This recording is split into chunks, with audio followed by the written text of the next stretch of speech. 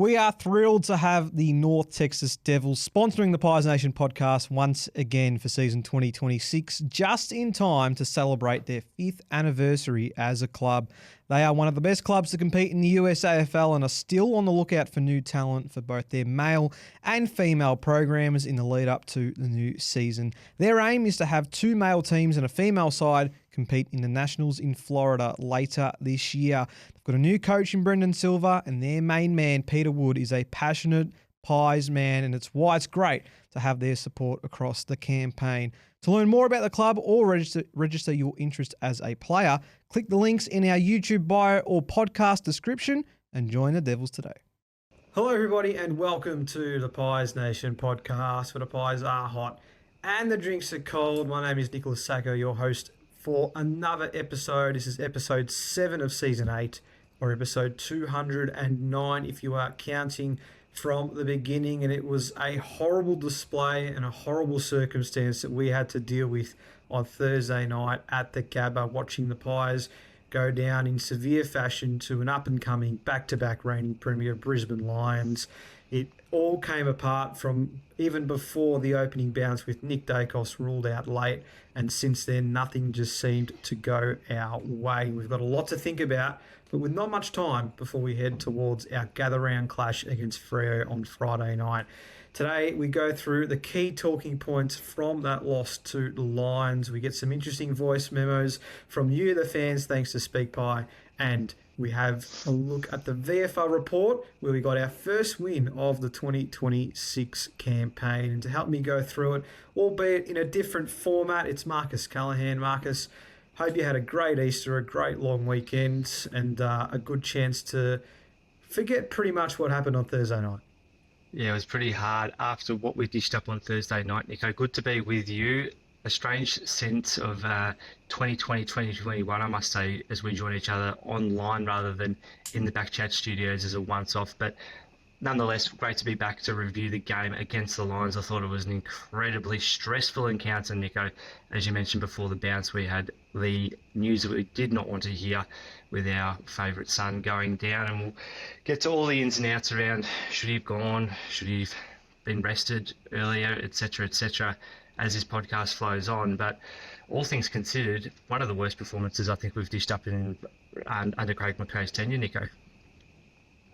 Yeah, you could probably argue the case. I mean, you talk about the players that weren't there for us, and look, I've touch wood, we've got a fairly decent injury list compared to some others in the competition. But when you look at it on paper, when you haven't got S. Pendlebury, D. Moore, and N. Dacos in your side, considering the team that we've dished out over the last few years, Marcus, it does make it very hard to win in any circumstance, let alone taking on Brisbane at the Gabba in what is always a big clash throughout the year. So you could argue that we were behind the 8 ball from the start, but it doesn't excuse some of the disappointing performances we saw from some of the guys on Thursday.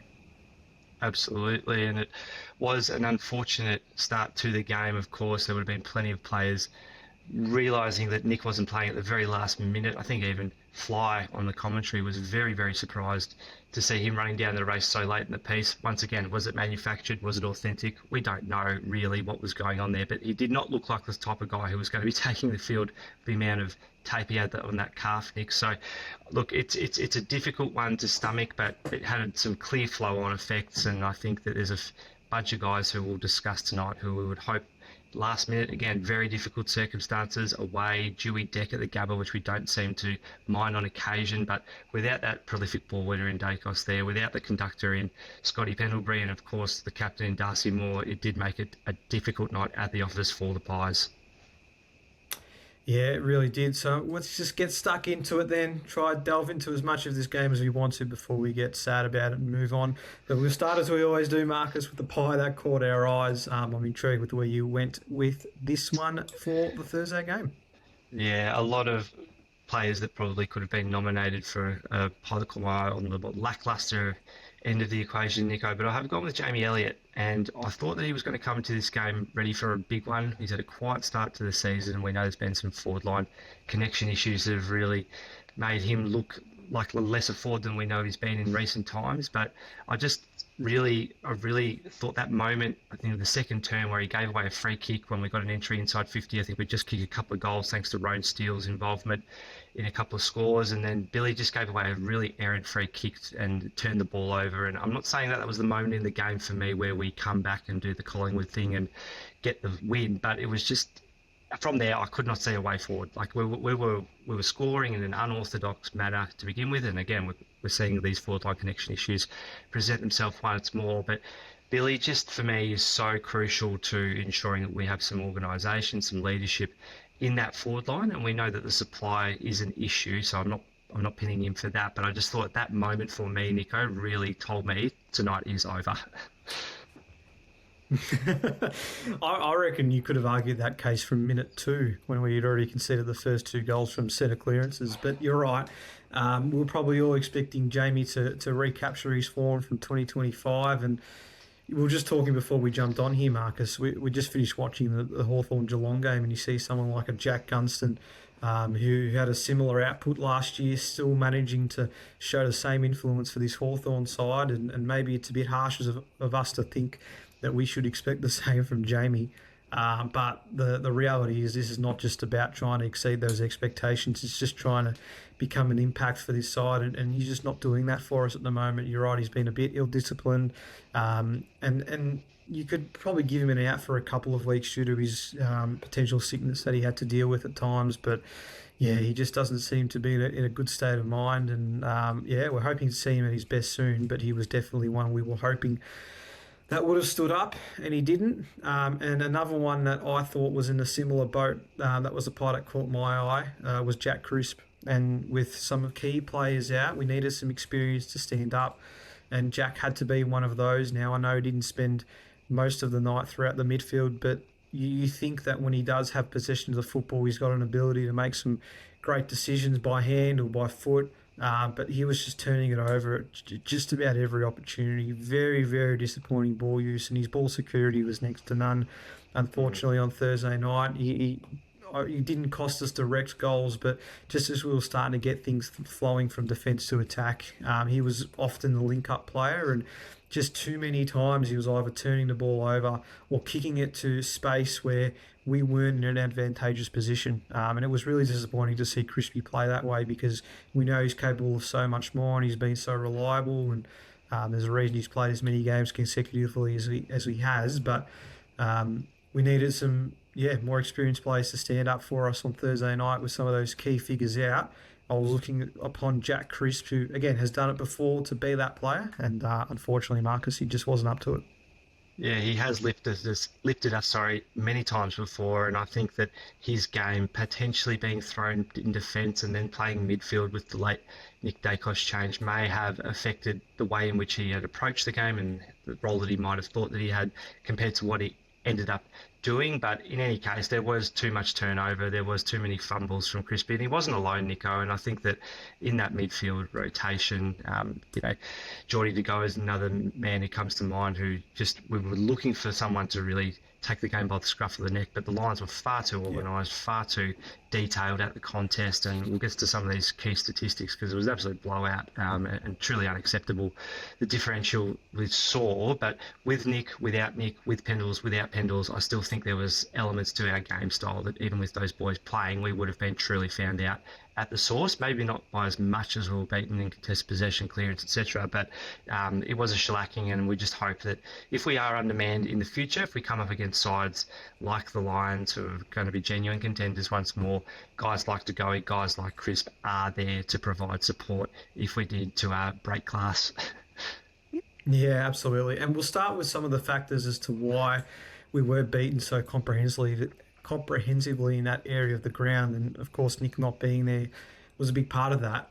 Before we get to that in particular, what did you make of the team changes announced coming into this game? So we knew that Das and Scotty Pendlebury weren't going to make it for the match.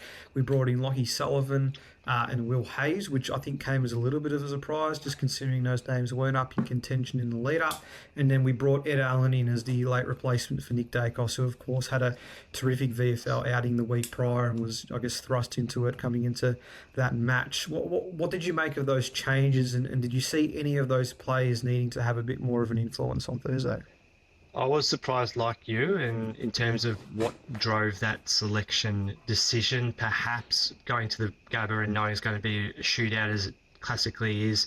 Not for us last Thursday, it was for them. But having some smaller guys who were potentially able to hit the scoreboard, maybe that was some of the thinking. And because the Lions did have Harris Andrews and Darcy Fort, not Darcy Fort, Darcy Gardner, and some other tools, Ainsworth as well, they were undermanned in defence. And so I thought that was a clear gap in their system that we could have potentially exploited, knowing how pivotal, particularly Harris Andrews is to their ability to recapture the footy and go again. But yeah, it was just very lacklustre. I think Will Hayes needs to be given a little bit of credit for just trying to show up and do his best on a fast Gabba deck. Very difficult conditions to come into the side against the reigning premier up there. And with Lockie Sullivan once more, another guy who's probably undersized, and we are crying out for a crafty goal sneak, particularly while Bobby's not on the pitch. But overall, it was a surprise that they came into the team, but I could see a little bit of the logic that the selectors were going for. It's just very unfortunate that our system, I don't think it mattered who was on the park, Nico, last Thursday. It was just their system across the ground, defence, mid, contested, uncontested, leading patterns, you name it, they just completely pantsed us. So a rough night at the office for those boys in particular. Yeah, look, I really like Will Hayes, Marcus. I just didn't think that was the game to bring him back in, unfortunately. He's got a lot of potential, and you're right, he definitely showed some promise, but I probably would have liked to see him a little bit more in a different setting, but maybe that's just me. I thought another Will was actually going to make his way into the side in Will Parker to replace Darcy Moore, but we'll get to the back line in a moment.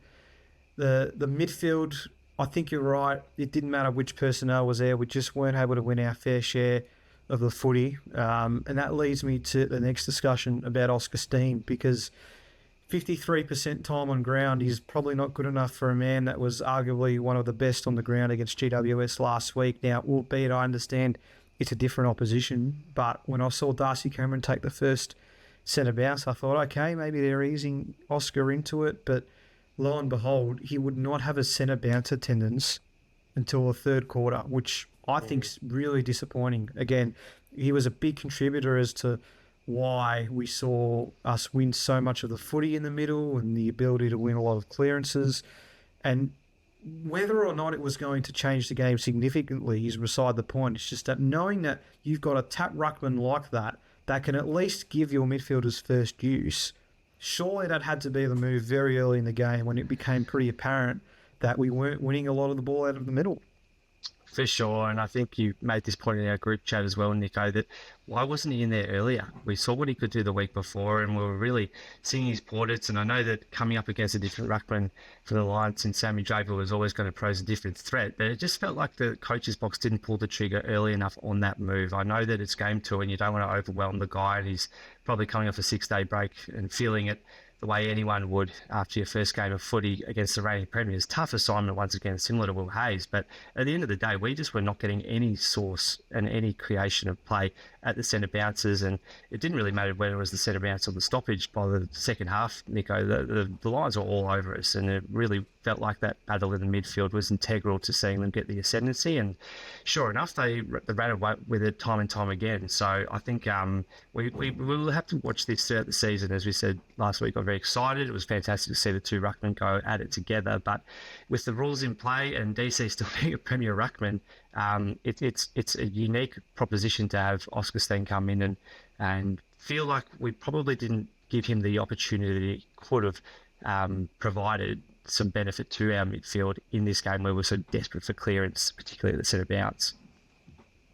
But the opportunity he deserved as well. It's not as if he was coming into this game having a poor showing and we're probably a bit hesitant to try him in some of those scenarios. He deserved the opportunity to show that he could actually compete with some of the better sides in the competition. And Sammy Draper is no Max Gawn. I'm sure he certainly would have held his own had he been given the task earlier in the match. And even so, not utilising him around the ground often enough was also another thing, hence the 53% time on ground, which was a disappointing factor. But yeah, it just baffled me a little bit in terms of the selections between the players we brought into the side, but also what we were doing with some of the players of a younger ilk, particularly of an Oscar Steen. Again, wasn't the make or break in terms of how the game was played, but you just felt like, as a viewer, that we definitely could have seen something different. Yeah, for sure. And again, I feel like so many things went wrong in this game of footy that it's hard to really untangle where the precise origins of those problems were. Losing Nick and not having Pendles and Maury, we've already discussed that briefly. But we were just system, process, personnel. It just felt like we were both sides were a bit undermanned, but the lines were just far too sharp for us on the night. So that just leads me then to the back line, who I thought, it's hard to sort of percentage it as to the blame of why Brisbane was so clinical inside forward 50. I definitely think their midfielders were just had a fantastic ability to create space for their forwards and given the opportunity to have their leads used when spreading out from the goal square.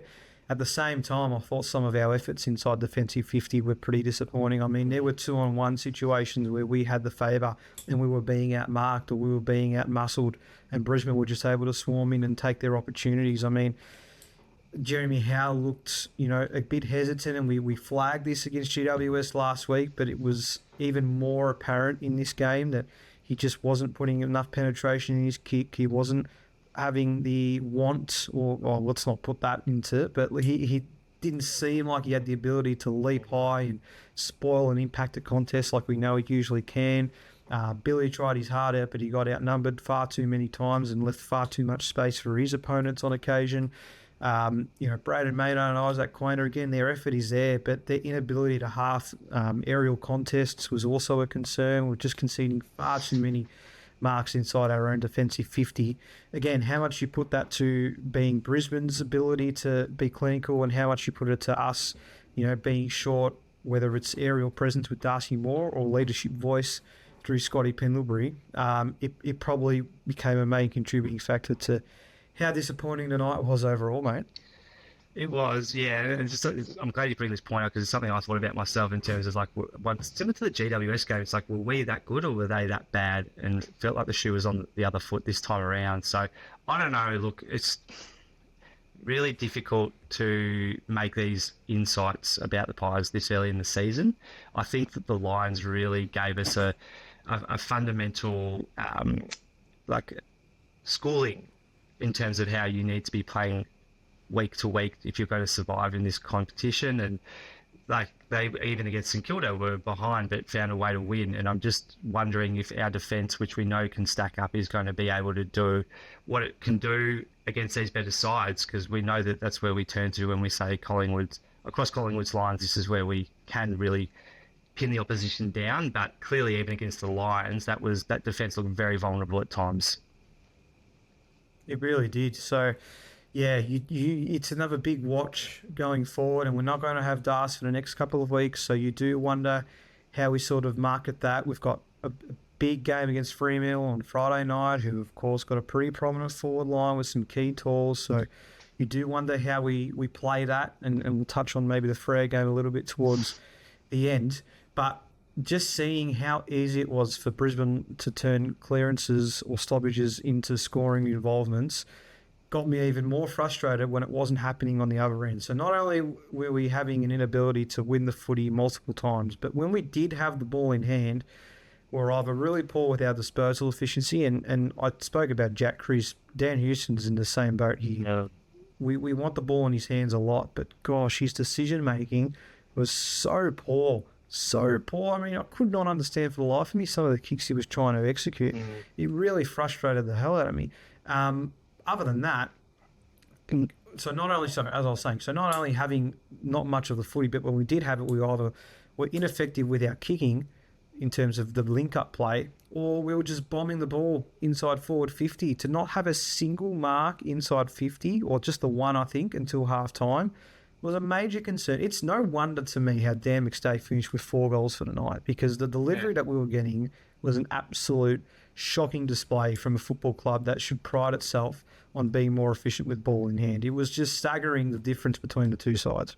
It was. And it felt like Dan was just riding some of that former team energy at times, just getting into spots and making himself known. And I think it was better in terms of his presence. Like, if anything, what we've seen in recent weeks has been an indicator of Dan not taking enough of that mantle, but this time around against the old foe, maybe his familiarity with the Gabba, I don't know, the ball just seemed to find him a little bit more, but it's the way that it got to him, Nico, and perhaps the way it didn't get to our other forwards. Time and time again, we just seemed to be in the wrong positions at the wrong times. Our touch seemed to be a little bit down. Again, I think the dewy weather really has a factor there, but ultimately we just didn't have enough targets inside 50 that we could say we were going to reliably get the ball to, whether it was a set shot or creating a forward half opportunity. It was just a bit like the Lions had a method and were able to transfer the ball at ease, really, throughout this contest, and we were doing everything we could, and then a bounce of the footy one way to the other, then let Rhodes Steele or a Bo McCreary out of the pack, and all of a sudden we were able to conjure a goal. But there was nothing that said to me we have fixed or we've taken good steps towards fixing this forward line connection issue. It didn't seem like that was the game where we were going to see it improve in any stretch. Again, you could just tell the tone was set early in the match with a couple of those quick clearances inside 50 that converted to Brisbane Lions goals. So, yeah, I mean, there's not many more ways you can say that it was just a pawn showing from, I guess, most of the team. But were there any sort of positives that you wanted to take out of this game? Anyone you wanted to highlight for their efforts before we sort of move on to our votes and from this game? Look, I think it's one of those games where we could probably go, how long's the list of guys who just played below the line? And I think I, for one, would prefer not to just single guys out, because there's probably 17 or 18 who fit in that basket. And it's fortunate to say in recent seasons we haven't had many passengers, but geez, there were a lot in this game of footy. So won't name names, but this would, you would hope, be the one game this season where we just have a dirty night at the office, and hopefully we bounce back against Freo. I'll give two very quick shout-outs in terms of players. I thought Harry Perryman was probably one of the brighter notes on Thursday night. I thought he tried really hard, was much more cleaner with football in hand, and made the right choices. Now, that might just seem like a standard game, but when you've got a night where not many players were able to do the same thing, it does stand out a lot more. So I thought Pez was great. And I thought Rowan Steele was excellent. I thought he set up some really important goals in that third quarter, and really believe that he is just improving each and every week, and the muscle and size that he's put on, he's starting to illustrate as well in matches too. Particularly that third quarter goal. I can't remember who ended up finishing it, but keeping the ball in play when it would have been very easy at that stage of the match to just take it out. It was wonderful to see that he still had a want for the footy at that stage, and I just wanted to highlight those two in particular. Anything else from this match, or are we very happy to move on? Very happy to move on. Let's do it. Let's get your votes then, please, from the Thursday night clash. One of the tougher games to find votes for, Nico. And I'll tell you what, when big Dan McStay's getting the 3 votes, 4 goals, we've potentially had a good game, but unfortunately we've had a shocking game in this instance. So I've gone 3 to Dan purely because he hit the scoreboard and kept us somewhat in it. 2 votes to Bruz and 1 to Roan. But look, honestly, I can't remember too many more times, and I know we've been doing this podcast for a while, where I was just like, gee whiz, no one played particularly well. Like, this was a real stinker. Yeah, I mean, it was really tough to try and find it. I gave 3 to Josh Dacos, but again, it wasn't a 3-vote game. I mean, he was all right. He got a lot of the footy. He was probably, again, slightly more cleaner than some of the others throughout the night.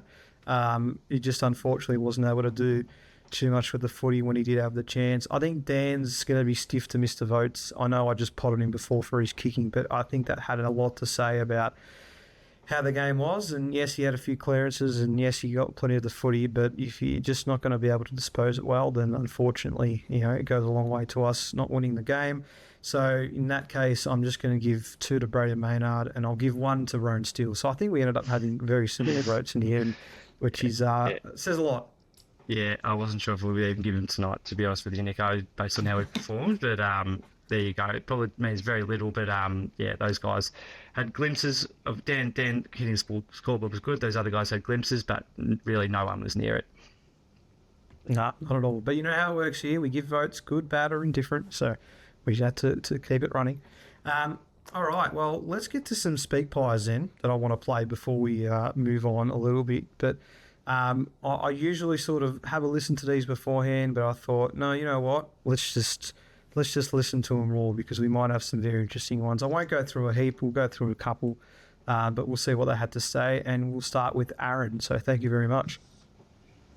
Hey boys, I know we didn't have Nick last night, but I think that the game really is all about accepting the hand that we have, and that hand is that this team isn't at a caliber where it can compete for the premiership, and I think the sooner we can accept that and start getting games into our young players, the better it's going to be in the long term. It feels like we just have so many players that just consistently walk up week in, week out. Membry, Lipinski, McStay. It's ironic that McStay kicked 4 goals, but yet we still are having this conversation. But I think, we just need to get more youth in there. If we don't do it now, then we're selling ourselves short for the future. There's promising signs. Steen and Steele both looking really promising. I thought Will Hayes looked really good too, but we need Parker out there. We need West to get some games. We just can't keep sticking with the same old thing, because in the long run, we're going to end up nowhere. If we don't put the games into the youth now, then we're screwing ourselves for the future. So that's Aaron. There was a lot of talk, Marcus, before I get to you, just about, trying to play some of these younger guys when we can. So there was a lot of talk about wanting to bring Ed Allen in after his really good VFL performance. Now, he wasn't picked originally, but then was brought in as a late inclusion. I don't think Ed did anything special. Again, it wasn't probably the type of night where he could showcase some of his best work. But what's your take on trying to bring young players in to get experience, but also trying to pick a 23 that will win a game every week? Such a great point, and I guess we've been seeing snippets of how this is going to affect the development of future generations. Given we don't have a lot of A-grade talent coming through, Nick, I think it's a fair point that's been made, and maybe the cracks get paved over when we have good wins and we let the list go through and let these legends of our club continue playing. But we talked about this 2020, 2021, when there was a transition of play and we felt there were young guys that were not getting games that should. And I think we are really at a critical juncture where this is going to become a facet of our season, where if we lose and we lose badly, we'll be saying we're depriving youth of their opportunity. And then if we win, it's a bit like, okay, it's all good. So, it's a difficult one, but I think that we must prioritise youth unless we want to make sure that we've got some sort of silver bullet. And no, it's not Nick Dacos, unfortunately. It's just one player in a team, to make sure that when these draft picks are going to be harder to get, if we choose to go to the draft in the coming years, to make sure that we get what we need, whether that's through picks, players, I don't care, but we need good youth coming through. And unfortunately, we haven't seen that. And we've prioritised more senior recruits, if you will, so Perry, Membry and Houston, Schultz, Cameron, the list goes on. So I know that's fine strategy, but I think it's a really, really salient point that Aaron makes, and we're going to have to fess up to some really big decisions in the next season or two. Yeah, you do wonder if what happened on Thursday night was indeed a wake-up call. Let's get to Josh next. So thank you, Josh.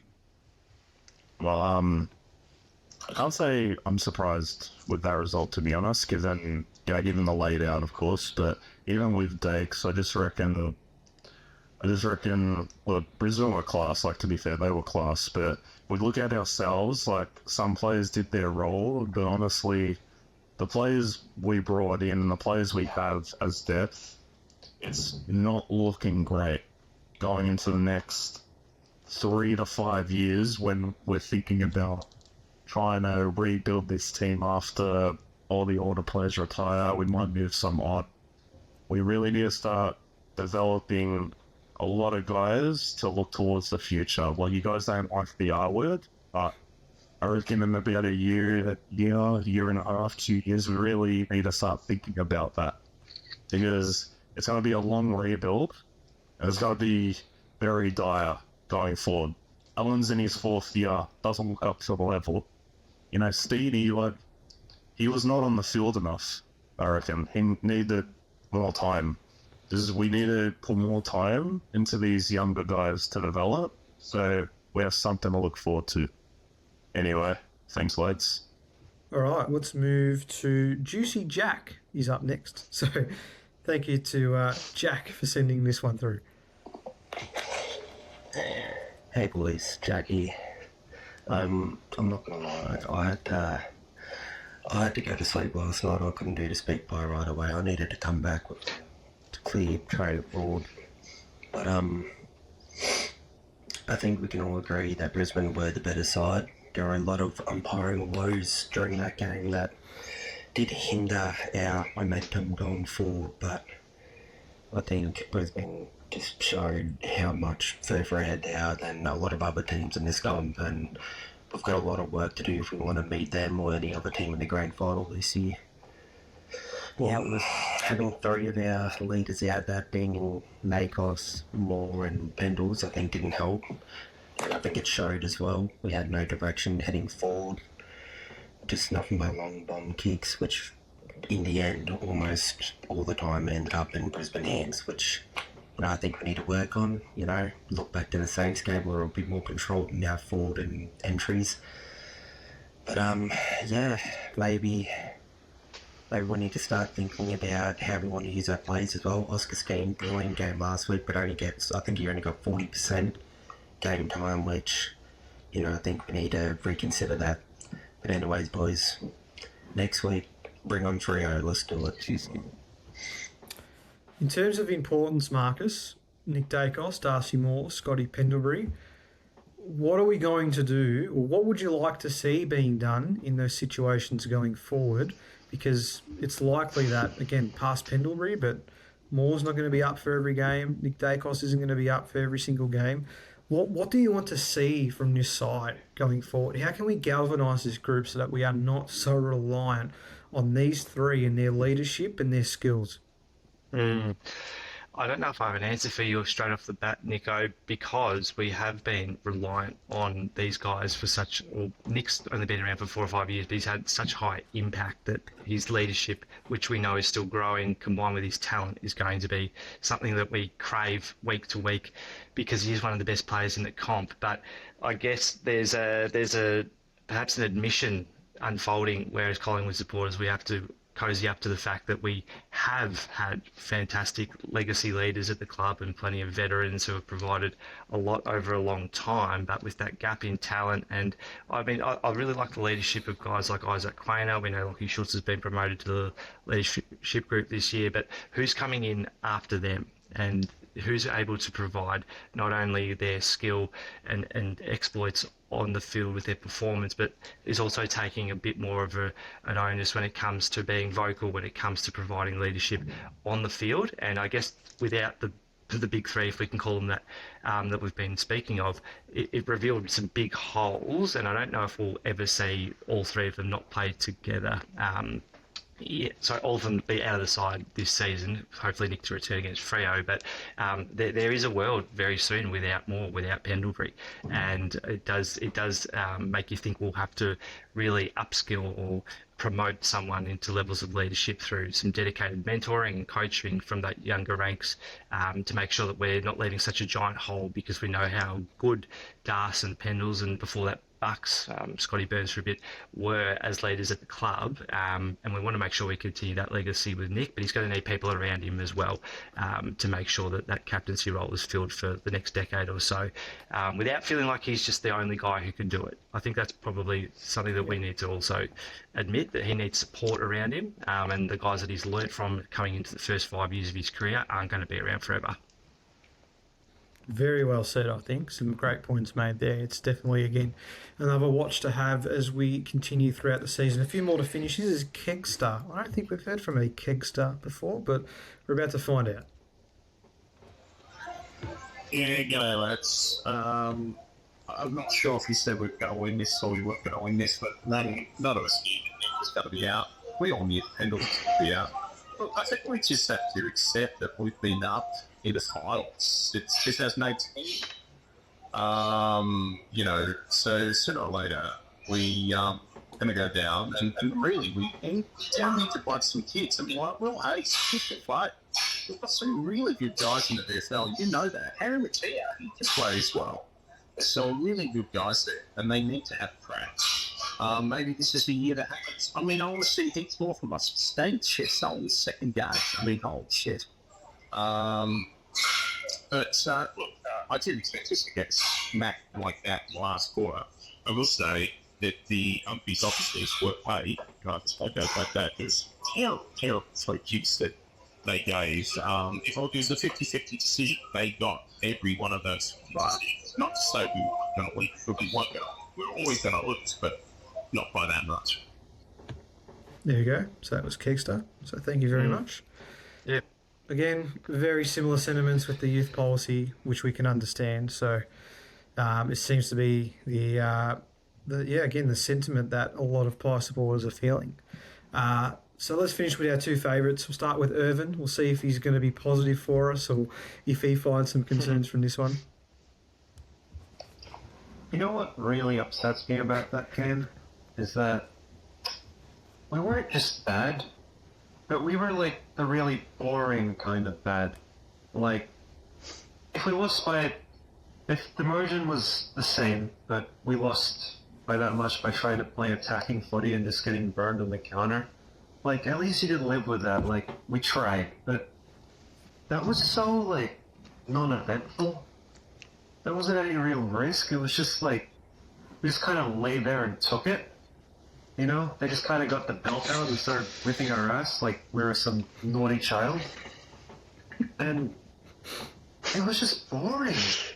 That's the part that really pisses me off is that, yeah, well, I'm just going to stop myself before I get too negative, you know. You don't have anything nice to say, might as well just stay silent. Anyways, talk to you guys next week. Go Pies. Oh, this one might have broken Irvin. Ouch. Yeah, ouch indeed. We'll see if Colin's upbeat to wrap up SpeakPie. Hi, Pies Nations boys.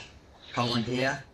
Well, here it is Friday morning, and we didn't get the Easter chocolates last night. Over all the years I've followed my beloved Pies, I've never accepted a bad word against them and defended them to the hilt. But last night, geez, I couldn't find it once. I know it's early in the season, so plenty of time to right the ship. No need to worry too much. Our decision-making with and without the ball has to improve. Hopefully, Nick and Pendles will be okay for next week against Freo. I think the loss of our players affected us more than Brisbane losing players. And talking about Brisbane, what a pack of wankers.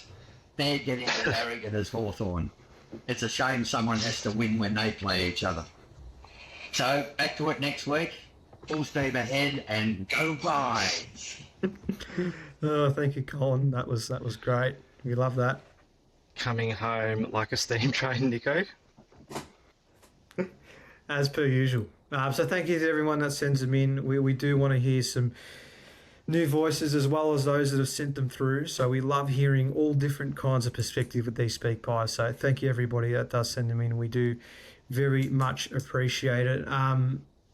Yeah, I mean, you see a Colin and a Irvin who are probably two of the most upbeat that we usually have, and you hear them going down. Well, gee, you wonder if this is going to be one that affects this side in more ways than one. But still very early. It's only round 4, so we've got plenty of time to get things cracking.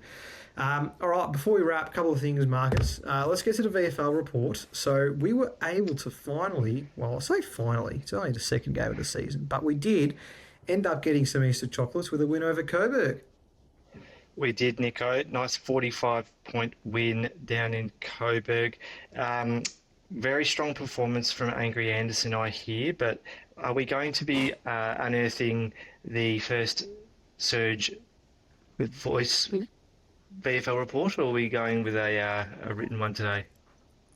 I haven't got a voice one from him at the moment. Serge did send this one very late in the piece, so I'll take it that he's had some very busy Easter weekend to work it out. But we do appreciate, of course, what Serge has been able to provide. Hopefully we'll get a voice one from him one day.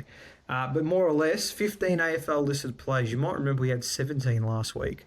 That went down to WS. But we had 15 this week to take on Coburg. This was a very wind-affected game, and you'll hear why in a moment. But more or less, Collingwood dominated the centre clearances in the first quarter. We were unable to capitalise their inside 50 opportunities. Sloppy defensive work allowed the Lions to kick 2 late goals, and they led by 10 points at quarter time. But then with the breeze, we were really able to make the most of it. We kicked 8 goals to 2 in the second quarter, did Collingwood. Clearances were still strong, but this time we were able to dominate. Anderson was superb. Bryn Teakle were providing our forwards with repeat entries inside 50, with Charlie West dominating in the air, Jack Buller, as well as Saxena as well, providing headaches all around the ground. After half-time and against the breeze, Collingwood were held goalless with the defence under pressure, but also some poor decision-making resulted in some turnovers, allowing the Lions to kick 3 goals for. Collingwood slowed the play down, managed plenty of stoppages, but were able to lead by 9 points heading into the final term. And then again, with the breeze, we were too strong for Coburg in the end. A 7-goal-to-1 final quarter. Anderson continually sent the ball inside forward 50. All the forwards played their roles. We had 7 individual goal kickers for our 7 goals in the last quarter, and we were able to get the job done. He says our defensive efforts were a concern except for Jacob Ryan, Will Parker and Ben DeBolfo. In general play, they struggled and were outmarked on most occasions, sounded like the senior team. The inaccurate goal kicking by the Lions allowed Collingwood to win by 45 points in the end. It was all the midfielders that got the job done, highlighted by, as you said, Angry Anderson, 28 touches, 12 clearances and a goal. That is a very, very handy game for someone that will be biding his time and looking for a chance to get into the senior team this week. So we're 1-1. There will be no VFL this coming weekend because the VFL have a state game against Sandford for Gather Round up in Adelaide. So we will have our second week off in 3 weeks in the VFL. Just how it goes, I guess. But we do play at Carlton a week after that. So he said his 3 highlights were Jack Buller and Charlie West and their marking and goal kicking displays in the second and last quarter. Saxena providing plenty of headaches for the opposition inside forward 50, and as well as Anderson and Swadling being tough and hard at the footy. So that is the extensive breakdown from Surge for the VFL. And as soon as everybody saw Anderson's performance, Marcus, it's when is he getting into the senior side? I love the excitement, but should we be getting carried away? Yeah, once again, I think that given the state of where we're at right now, like things aren't alarm bells clicking and flood the youth in, but it's going to be really interesting to go to see how our opinions sway week to week, because I think if we hit the mid-season buy round, and we've got a bit more of a unsavoury type of win-loss ratio going for our beloved Pies, then we'll have to have a look at these sorts of guys if they're knocking on the door week to week in the VFL, because there's no point delaying the youth policy if we get to that point. But right now, it's still far too early in the season to blood a guy just because he's had a good game, unless there's enough guys who have warranted to be dropped from the Lions match. But I just don't think that we should be swinging the axe this week. I don't think it's going to help anyone unless there's some play management concerns that are required for some of the older guys as well against Freo. Yeah, I totally agree with you. I think, while it's great to see some of those performances, I think we need to see it on a consistent basis before we start highlighting them as potential players to make their way into the senior side. But I do think there's going to be some senior players that will have a nervous few weeks to see if they can hold their spot in this 23, because there's no guarantees for, I guess, a good chunk of that senior core heading into the next patch of the season. Marcus, great to chat to you as always, mate. Very much appreciated for you to be able to jump online and chat through everything. So let's hope we can get back on the winners list this week. Tough episode, Nico, but we've got to do it, win, lose or draw. So thank you for the opportunity, and we'll be back in the back chat studio soon enough, I'm sure. Absolutely. We'll be back fresh off the plane from Adelaide straight into studio mode. So looking forward to it. Until next week, though, I've been Nicholas Sacco. You've been listening to or watching the Pies Nation podcast. The Pies are hot and the drinks are cold.